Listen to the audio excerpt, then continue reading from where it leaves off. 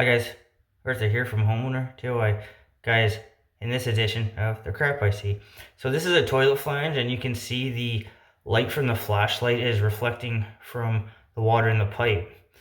Well, this is a drainage system, everything is sloped. This water that is sitting in the pipe means that this pipe is dead flat.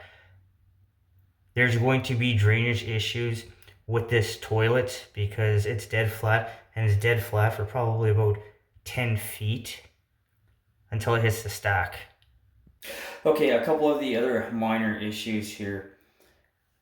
I've already talked about this in another video, but this flange is too high. Now, there are two number 8 deck screws. I think he was going to leave these deck screws in. So these are 8, and this is a number 12 2-inch brass screw.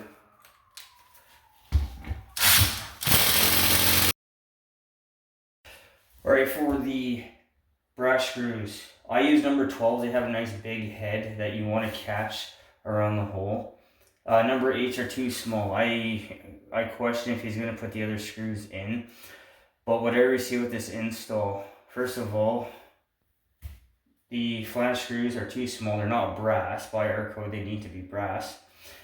The flange here is too high. You have sitting water inside the pipe, which is going to be a long-term issue. Remember, a toilet has solids going down it, and everything needs to have slope.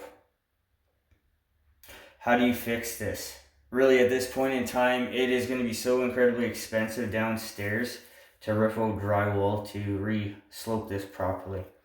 Guys, when it comes to a drainage system in plumbing, or I guess any type of drainage system for liquid, you always need to have slope, which I commonly call grade as well.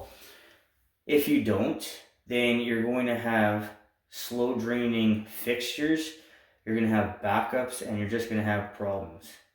Guys, that covers this edition of The Crap I See.